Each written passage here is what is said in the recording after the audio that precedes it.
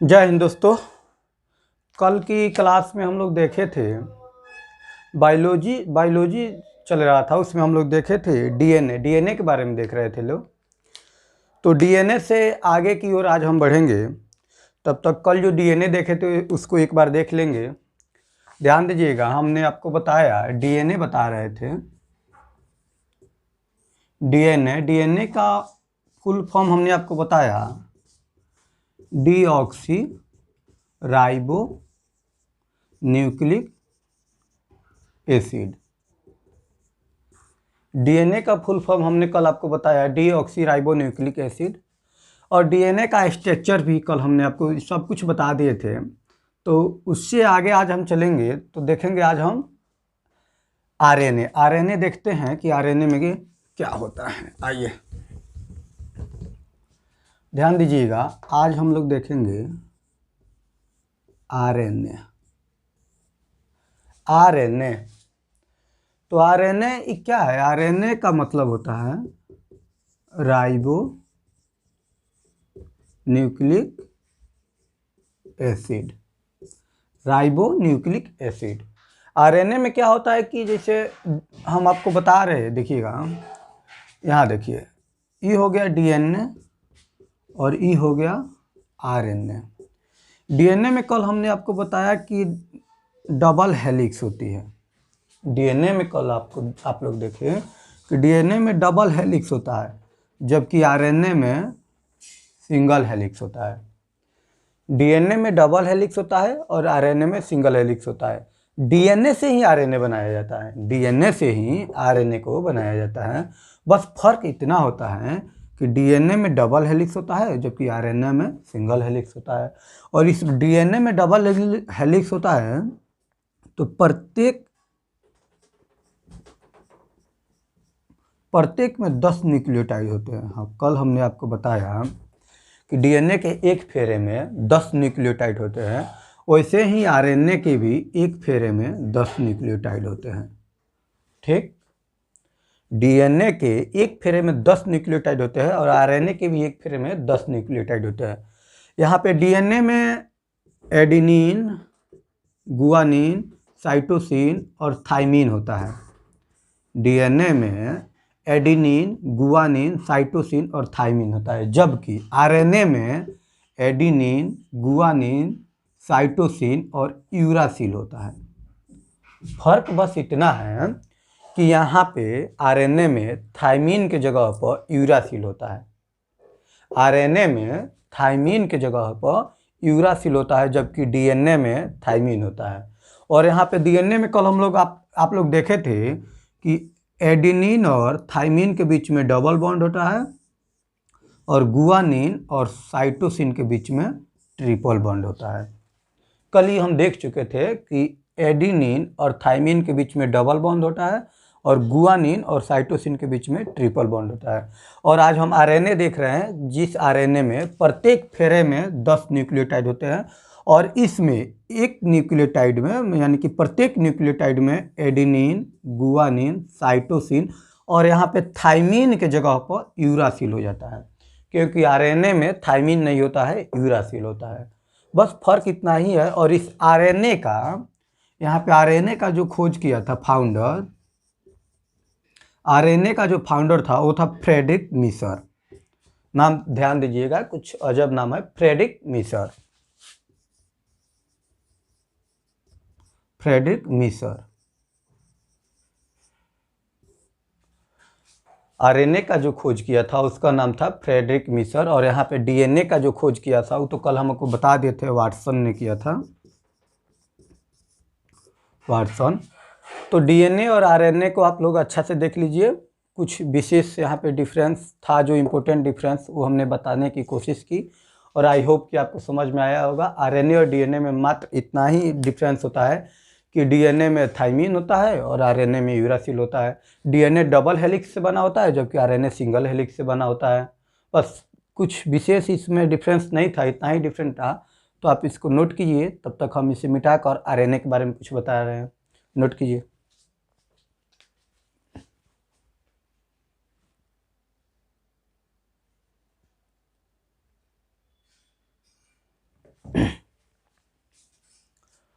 I hope कि आप इसे नोट कर लेंगे। चलिए आइए देखते हैं आगे, मिटा दे रहे हैं इसे।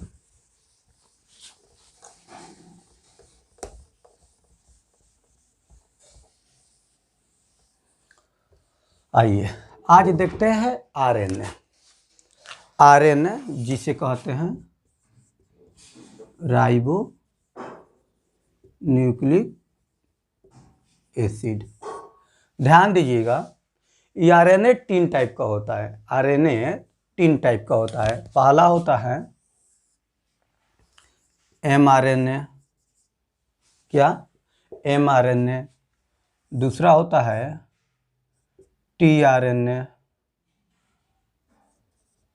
और तीसरा होता है आरएनए। ध्यान दीजिएगा, आरएनए 3 टाइप का होता है। पहला होता है एमआरएनए, दूसरा होता है टीआरएनए, तीसरा होता है आरआरएनए। चिंता करने की बात नहीं है, हम आपको बता रहे हैं कि एम का मतलब क्या होता है। एम का मतलब होता है मैसेंजर, यानी कि मैसेंजर आरएनए। टी का मतलब होता है ट्रांसफर आरएनए। टी का मतलब होता है ट्रांसफर आरएनए। और आर का मतलब होता है राइबोसोमल आरएनए।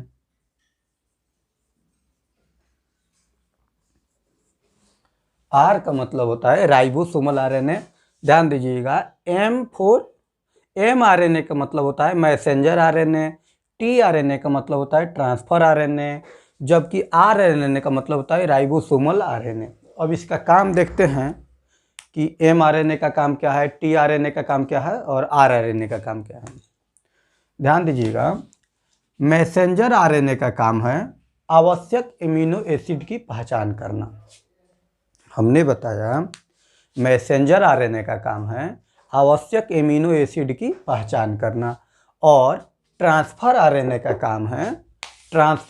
का काम है ले जाने और ले आने। जैसे ट्रांसफर से ही आपको पता होगा, ट्रांसफर का मतलब ही होता है यानी कि लेन देन। तो यहाँ पे बताए मैसेंजर आरएनए यानी कि सूचना देता है, यानी कि पहचानता है, आवश्यक एमिनो एसिड की पहचान करता है मैसेंजर आरएनए।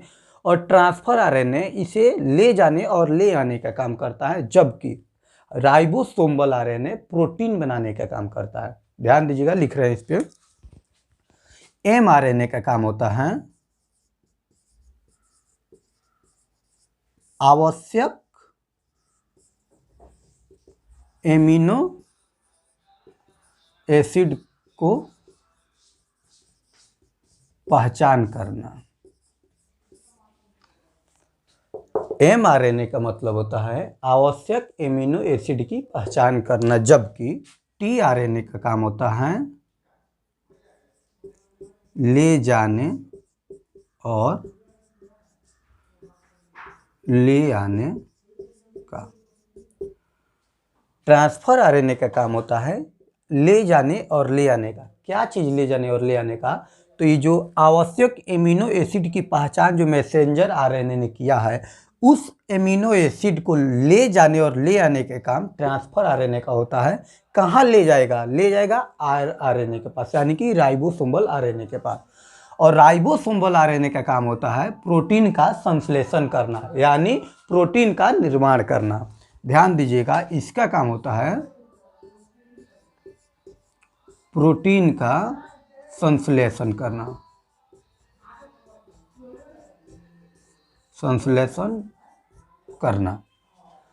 इसमें कोई डाउट आपको नहीं होना चाहिए। हमने अभी आपको बताया कि आरएनए 3 टाइप का होता है, जिसमें पहला हमने देखा मैसेंजर आरएनए, दूसरा देखा ट्रांसफर आरएनए और तीसरा देखा राइबोसोमल आरएनए। जिसमें मैसेंजर आरएनए का काम है आवश्यक एमिनो एसिड की पहचान करना, और ट्रांसफर आरएनए का काम है उस पहचान किए मैसेंजर आरएनए के द्वारा पहचान किए हुए एमिनो एसिड का ले जाने और ले आने का काम ट्रांसफर आरएनए करता है। और राइबोसोमल आरएनए का काम है उस एमिनो एसिड से संश्लेषण करके प्रोटीन का निर्माण करना। इसमें कोई दिक्कत नहीं। और एक बात यहाँ पे और ऊपर देख लीजिएगा, ये आरएनए जो होता है ना, आरएनए ये दो प्रकार का होता है। एक होता है 70S और एक होता है 80S। एक होता है 70S और एक होता है 80S। अब ध्यान दीजिएगा यहाँ पे एस जो है ना, एस का मतलब होता है यहाँ पे सेडिमेंटेशन कोफिशिएंट। एस का मतलब होता है सेडिमेंटेशन कोफिशिएंट। ऊपर दिखाई नहीं दे रहा है, इसको हम अभी इतना आप नोट कीजिए, इसको मिटा करके इसको इसके बारे में बताएंगे, जब तक आप इसे जल्दी से नोट कीजिए।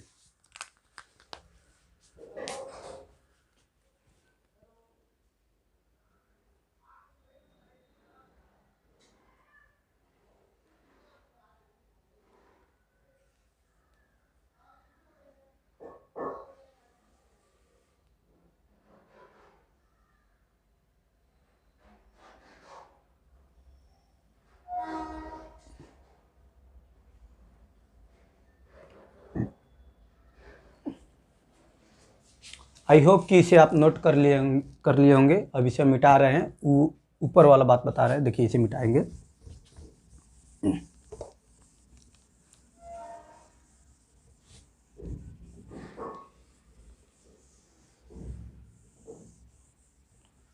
ध्यान से देखिएगा, आरएनए जो होता है ये दो प्रकार का होता है। एक होता है 70S और एक होता है 80S। जहां पर इस एस का मतलब होता है सेडिमेंटेशन कोफिशिएंट। सेडिमेंटेशन कोफिशिएंट, जहां पर एस का मतलब होता है सेडिमेंटेशन कोफिशिएंट। और आरएनए दो टाइप से होता है, एक होता है 70S और एक होता है 80S। अब यहाँ पे जरा समझेंगे, 70S और 80S में से आपको अंदाज़ा लग गया होगा कि इसमें से बड़ा कौन है और छोटा कौन है। तो हम आपको बताते चले कि जो छोटा है वो छोटे छोटे यानी कि वायरस में होता है 70S। जैसे या एक भाषा में कहे तो 70S जो है ना, 70S ये प्रोकैरियोटिक सेल में होता है। प्रोकैरियोटिक सेल में होता है 70S जो होता है वो प्रोकैरियोटिक सेल में होता है, यानी कि वायरस। एग्जाम्पल में आप समझिए, वायरस,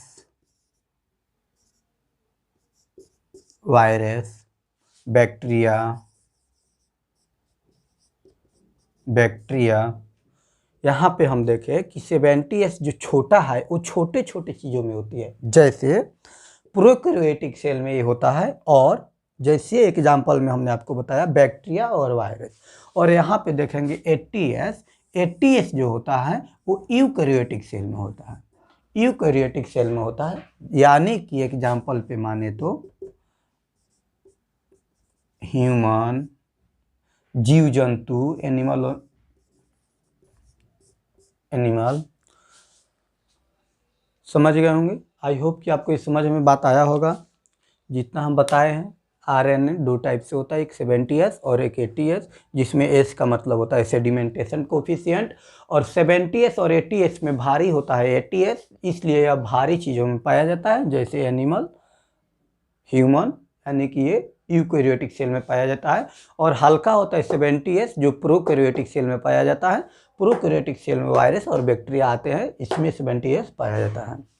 इतना में कोई दिक्कत नहीं होना चाहिए, आप इसको नोट कर लीजिए। अब इसे मिटा करके इससे आगे बता रहे हैं, नोट कर लीजिएगा। आइए इसको हम मिटाते हैं।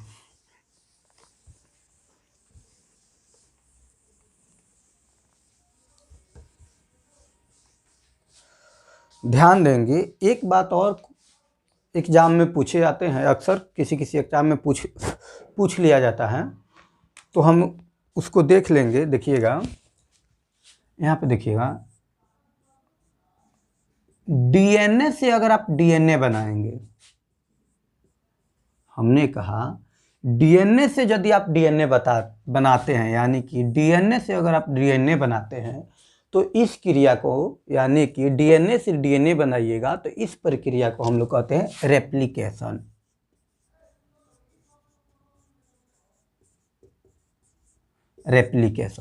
हमने बताया डीएनए से यदि आप डीएनए बना रहे हैं तो उस क्रिया को कहते हैं रेप्लिकेशन।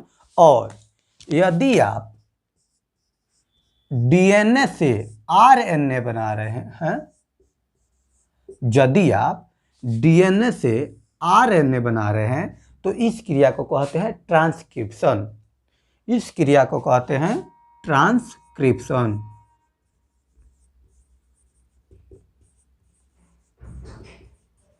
ट्रांसक्रिप्शन, ध्यान दीजिएगा, डीएनए से डीएनए आप बनाइएगा तो इस पूरी प्रक्रिया को कहेंगे रेप्लिकेशन, और यदि आप डीएनए से आरएनए बनाइएगा तो इस पूरी क्रिया को कहते हैं ट्रांसक्रिप्शन। और एक बात और दीजिए, ध्यान दीजिएगा, यदि आप आरएनए से डीएनए बना रहे हैं, जैसे यदि आप आरएनए से डीएनए बना रहे हैं यानी कि उल्टा रिवर्स कर रहे हैं, तो इस क्रिया को कहेंगे रिवर्स ट्रांसक्रिप्शन। Reverse transcription.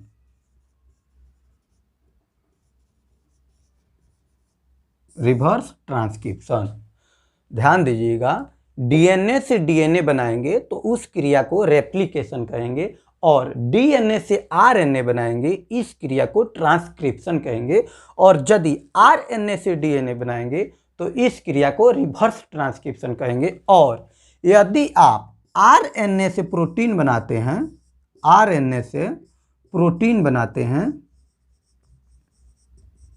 यदि आप आरएनए से प्रोटीन बनाते हैं तो इस क्रिया को कहते हैं ट्रांसलेशन। ध्यान दीजिएगा, यदि आप आरएनए से प्रोटीन बनाते हैं तो इस क्रिया को कहते हैं ट्रांसलेशन।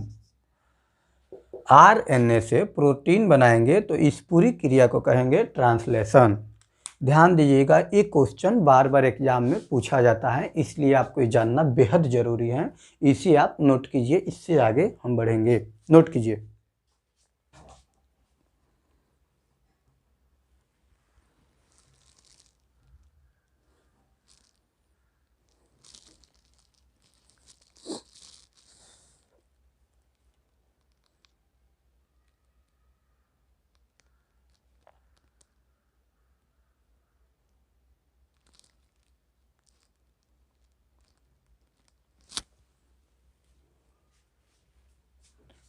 आई होप कि आप इसे नोट कर लिए होंगे। आइए इससे आगे बढ़ते हैं, मिटा दे रहे हैं इसे।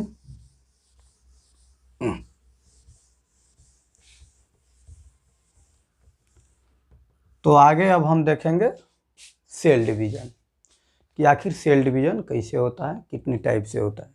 ध्यान दीजिएगा, सेल डिवीज़न,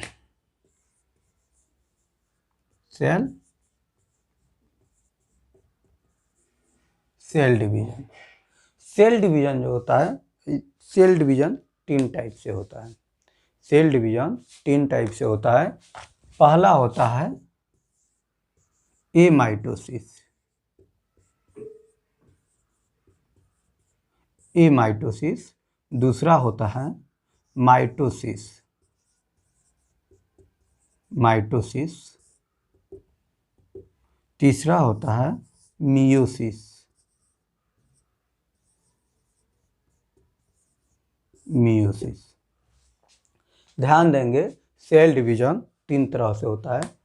एक होता है एमाइटोसिस, दूसरा होता है माइटोसिस, और तीसरा होता है मियोसिस। हिंदी देख लीजिए बाबू। हिंदी, एमाइटोसिस का हिंदी होता है असूत्री, असूत्री। माइटोसिस का हिंदी होता है समसूत्री, माइटोसिस का हिंदी होता है समसूत्री, और मियोसिस का हिंदी होता है अर्धसूत्री, अर्धसूत्री। ध्यान से देखिए, हमने बताया कि सेल डिवीजन 3 टाइप से होते हैं। पहला एमाइटोसिस यानी कि असूत्री, दूसरा माइटोसिस यानी कि समसूत्री, तीसरा मियोसिस यानी कि अर्धसूत्री। अब इसमें एक एक को बारी बारी से देखेंगे।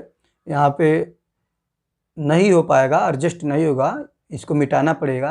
आप इसे नोट कीजिए और एक एक करके इनमें से तीनों को हम लोग देख लेंगे। यहीं पर देख लीजिए, रुकिए, संक्षिप्त में हम बता रहे हैं आपको। यहाँ पे एमाइटोसिस जो होता है, एमाइटोसिस, इसमें देखिए क्या होता है कि एक मदर सेल, पहले वाला मदर सेल दूसरा स्टेप में क्या होगा, बड़ा आकार ले लेगा, मदर सेल का आकार बड़ा हो जाएगा। तीसरे स्टेप में क्या होगा, ये मदर सेल बीच में से थोड़ा सा पचक जाएगा, दो भागों में बट जाएगा, यानी कि पचकने के कगार, दो भागों में बटने के कगार पर हो जाएगा, यानी कि पचक जाएगा बीच से। और चौथा स्टेप में क्या होगा, ये टूटकर दो भागों में बट जाएगा। ध्यान से देख लीजिए, ये माइटोसिस में होता है कि एक मदर सेल बड़ा आकार लेगा पहले, उसके बाद ये बीच से पचक जाएगा और अंत स्टेप में क्या होगा, दो भागों में बट के इसका विभाजन हो जाएगा। और यहाँ पे देखिए माइटोसिस यानी कि समसूत्री, ये जो होता है ये सोमेटिक सेल में होता है।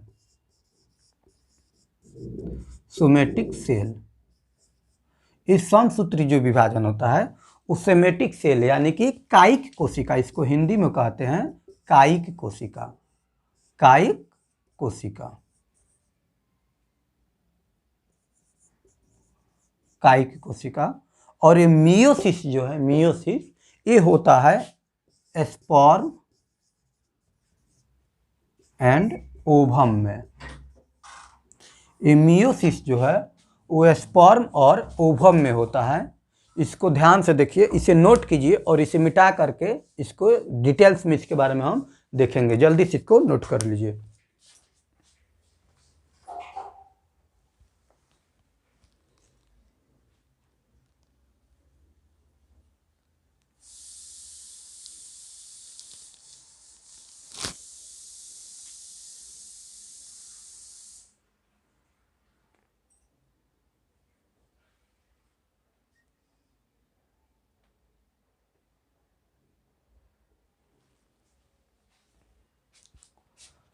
आइए मिटाते हैं, मिटा देना। देखिए आगे देखिए,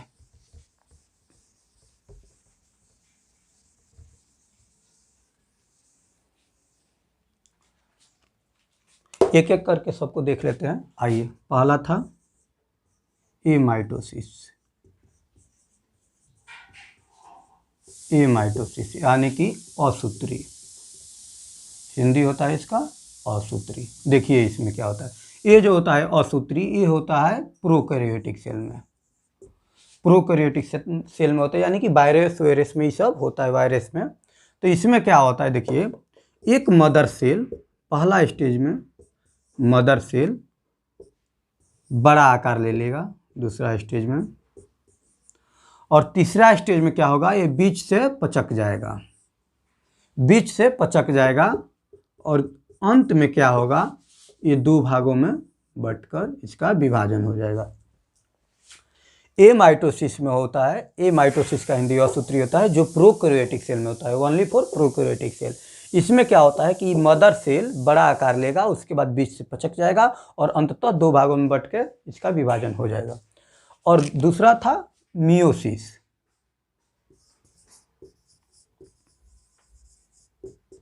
मियोसिस यानी कि समसूत्री, समसूत्री। ये कहाँ होता है, तो ये होता है यूकैरियोटिक सेल में। यूकैरियोटिक सेल में समसूत्री विभाजन होता है। आप इसे नोट कीजिए, इसे मिटा करके आगे बताएंगे माइटोसिस।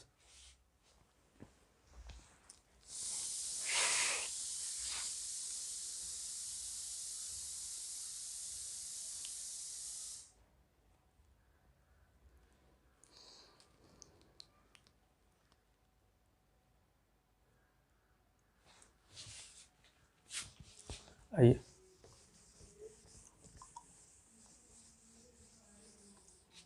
क्या था, माइटोसिस, माइटोसिस। माइटोसिस में कोशिका का विभाजन 5 फेज में होता है।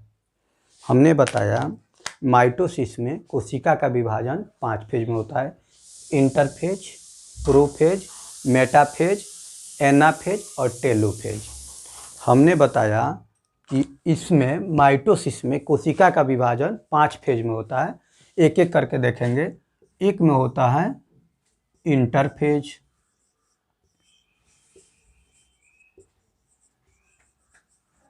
इंटरफेज।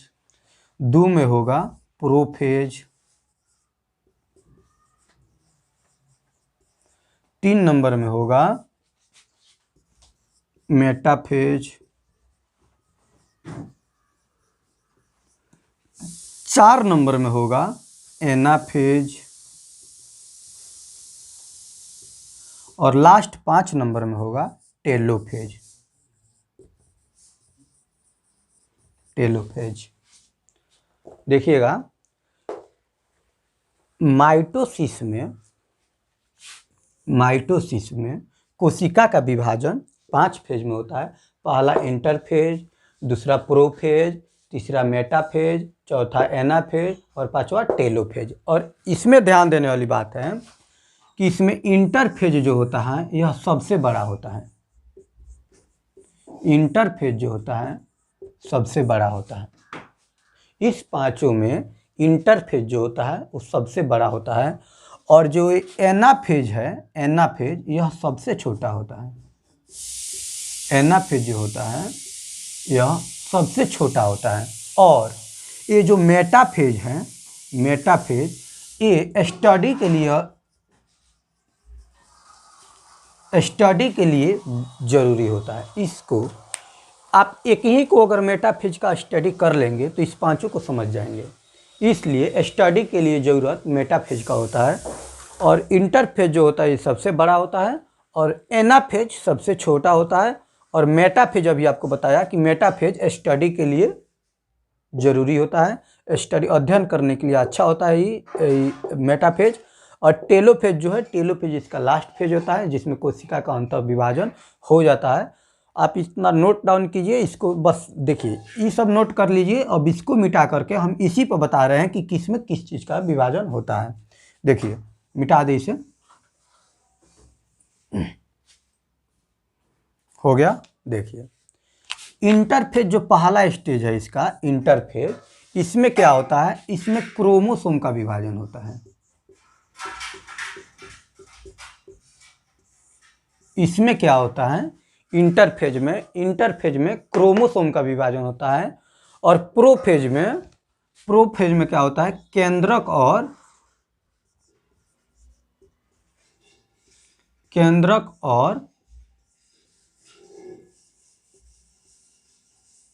डीएनए का विभाजन होता है। प्रोफेज में क्या होता है, केंद्रक और डीएनए का विभाजन होता है। इतना नोट कीजिए, तब तक बता रहे हैं।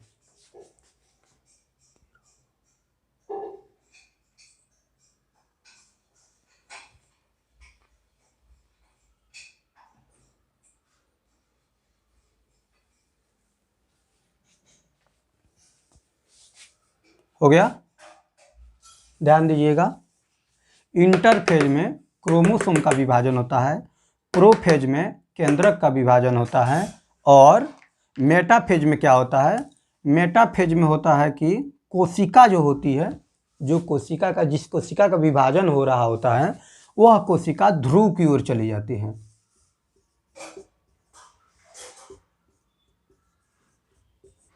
ध्रुव की ओर चली जाएगी। पहला इंटरफेज में होता है क्रोमोसोम का विभाजन, दूसरा प्रोफेज में होता है केंद्रक का विभाजन, तीसरा मेटाफेज में होगा कोशिका ध्रुव की ओर चली जाएगी, और चौथा जो है एनाफेज, इसमें क्या होगा, स्प्लेंडर फाइबर का निर्माण होता है।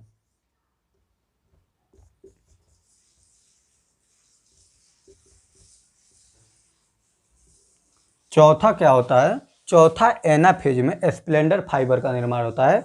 और पांचवा जो ये है टेलोफेज, इसमें पूर्णतः विभाजन हो जाती है कोशिका का। इसमें क्या होगा कि कोशिका का पूर्णतः विभाजन हो जाती है।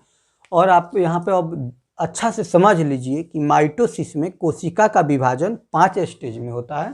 पहला स्टेज जो होता है इंटरफेज, जो सबसे बड़ा होता है और उसमें क्रोमोसोम का विभाजन होता है। दूसरा स्टेज होता है प्रोफेज, जिसमें केंद्रक का विभाजन होता है। और तीसरा स्टेज होता है मेटाफेज, जिसमें कोशिका ध्रुव की ओर बट जाएगी। और चौथा होता है एनाफेज, जिसमें स्प्लेंडर फाइबर यानी कि तुर्क धागा का निर्माण होगा। और पांचवा होता है टेलोफेज, जिसमें कोशिका का पूर्णतः विभाजन हो जाता है। आप इसे अच्छा से समझ लीजिए और इसको नोट कीजिए, इससे आगे की ओर हम बढ़ेंगे।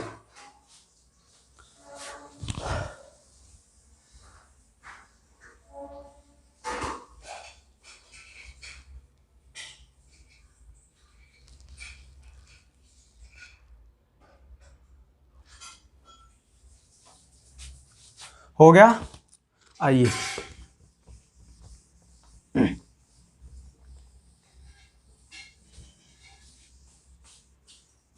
कौन नंबर? 2 नंबर था ये।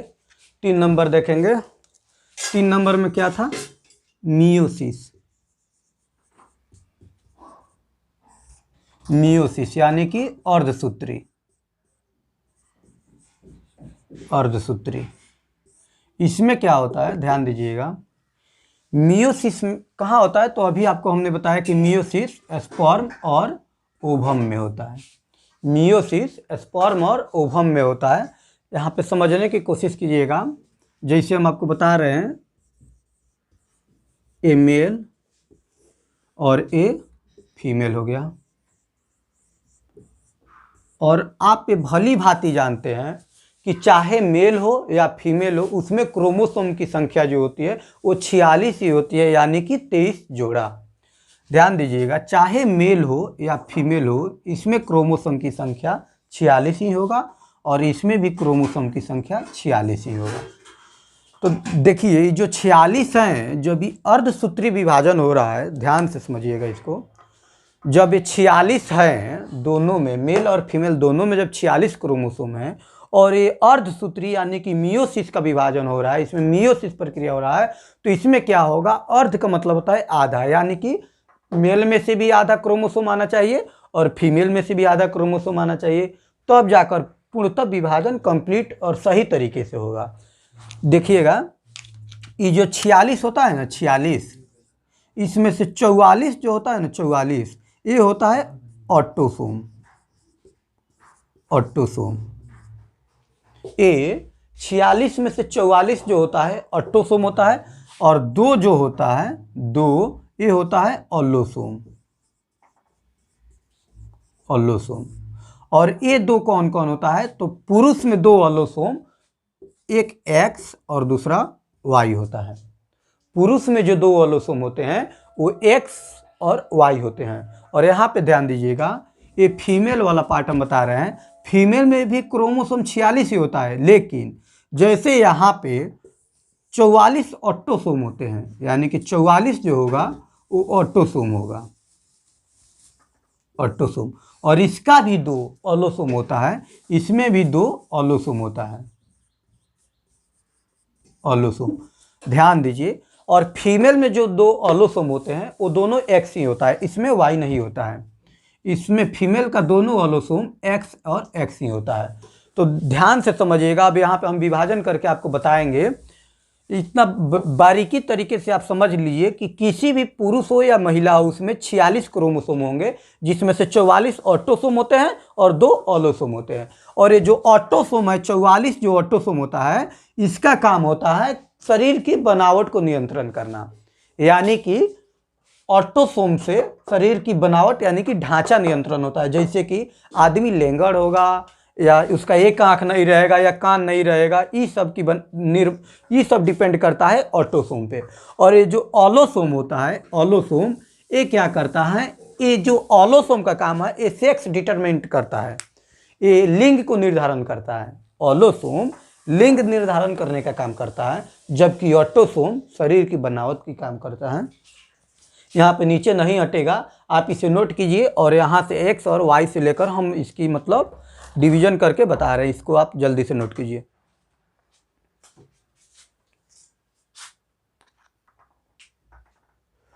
हो गया? इसे नोट कर लीजिए। और यहाँ से हम बता रहे हैं, इतना बस नोट कर लीजिए, इतना ही मिटाएंगे। देखिए,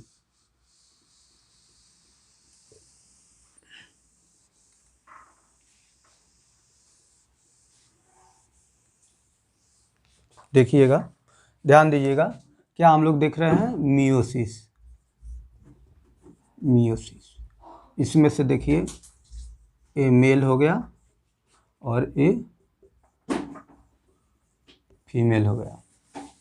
ए मेल और ए फीमेल।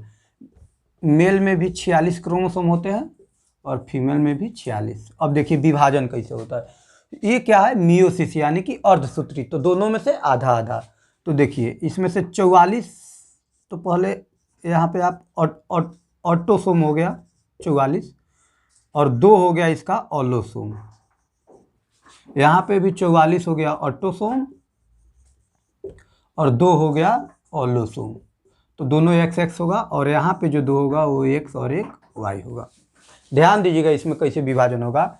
इस 44 में से आधा जब आना है तो आएगा 22 और इस 44 में से आधा आना है तो आएगा 22। तो इस दोनों को जोड़िए, 22 और 22 कितना हुआ, 44 हुआ, बचा 2। तो देखिए इस 2 में से जो 2 ऑलोसोम है उस 2 में से एक आएगा। अब डिपेंड करता है कि इसमें से X आएगा या Y। देखिए यदि इसमें से X आएगा X और यहाँ से तो दोनों X है तो इसमें से एक X आएगा और यहाँ पर भी X आया तो ये देखिए क्या होगा, 22 इसमें से ऑटोसोम और 22 इसमें से ऑटोसोम, ये दोनों मिलकर हुआ 44 और 2 ऑलोसोम, एक ऑलोसोम पुरुष का और एक ऑलोसोम स्त्री का। अगर पुरुष का X ऑलोसोम आया और स्त्री का भी X आएगा तो ये 46 क्रोमोसोम टोटल होंगे और इससे जो संतान पैदा होगा, जो बेबी पैदा होगा वो होगी लड़की, क्योंकि दोनों X है। यहाँ पे जो बच्चा पैदा होगा वो क्या होगा, वो होगी लड़की। और यदि यहीं पे अगर X ना आकर, पुरुष के ऑलोसोम से X ना आकर अगर Y आया होता, Y, और इसमें तो दोनों X है तो दोनों में से एक ही कोई आएगा X, तो यहाँ पे जब Y आया होता, अगर पुरुष का X ना आकर Y आया होता तब जो बेबी पैदा होता वो होता लड़का। क्या, लड़का। तो अब ध्यान दीजिएगा यहाँ पे तो कंप्लीट हो गया विभाजन। इसमें से क्या होता है, कभी कभी क्या होता है कि इसमें से जो आधा आधा आ रहा है ना, आधा आधा, इसमें से क्या होता है कभी कभी किसी में से ज़्यादा तो किसी से कम आ जाएगा। तो इस क्रिया को क्या कहते हैं, यदि देखिए यदि विभाजन के समय मियोसिस में विभाजन के समय यदि ऑलोसोम या ऑटोसोम की संख्या बराबर ना आकर किसी में से ज़्यादा या कम आ जाए तो इस घटना को सिंड्रोम कहते हैं। क्या कहते हैं, इस घटना को सिंड्रोम कहते हैं, सिंड्रोम। और इस प्रक्रिया के दौरान इस घटना को तो सिंड्रोम कहते हैं और इस प्रक्रिया के दौरान जो बेबी पैदा होगा वह किन्नर हो जाएगा। किन्नर यानी कि किन्नर को तो आप लोग भली भांति पहचानते ही होंगे, इसमें तो कोई ना पहचानने वाला बात ही नहीं है, किन्नर हो जाएगा। देखिए इस पे हंसने की कोई बात नहीं है। इसमें बताइए कि इसमें इस बेचारे का क्या दोष है, इसमें इस बेचारे का क्या दोष है। दोस्त तो इनके माता पिता का भी नहीं है, वो लोग जानबूझकर नहीं ना ऐसा करते होंगे। दोस्त तो इनके माता पिता का भी नहीं है। और आजकल क्या होता है कि जैसे लड़की पैदा होगी तो लोग बोलेंगे कि इसको केवल लड़की हो रहा है। क्या बोलेंगे लोग, महिला को कोसेंगे, ताना मारेंगे कि केवल लड़की इससे पैदा होती है। समझो बाबू, यहाँ पे इसमें महिला का क्या दोष है। महिला के पास तो 2 ऑलोसोम ही हैं, दोनों XX ही हैं। इसमें दोष तो है इस पुरुष का ना, इसके पास और एक X है और एक Y है, तो इसमें महिला का कोई दोष नहीं है। आप लोग पढ़े लिखे हैं, आप लोग इस बात को भली भांति समझते हैं। आप लोग यदि ये बोलिएगा कि इसकी दोष है कि केवल लड़की हो रही है तो ऐसा कुछ नहीं है बाबू। दोष यहाँ पे है पुरुष में, अगर इसका X आया तब तो लड़की ही होगी, अगर Y आया तब तो लड़का होगा। तो इस प्रकार सेल डिवीजन यहाँ पे कंप्लीट होता है। आज के लिए इतना ही, मिलेंगे आपसे फिर अगले वीडियो में। अगर आपको वीडियो अच्छा लगा होगा तो लाइक कीजिए, कमेंट कीजिए, सब्सक्राइब कीजिए और अपने दोस्तों में शेयर कीजिए। तब तक इतना याद करके रखिए, अच्छा से समझिए। मिलते हैं आपसे अगले वीडियो में। Bye bye, have a nice day.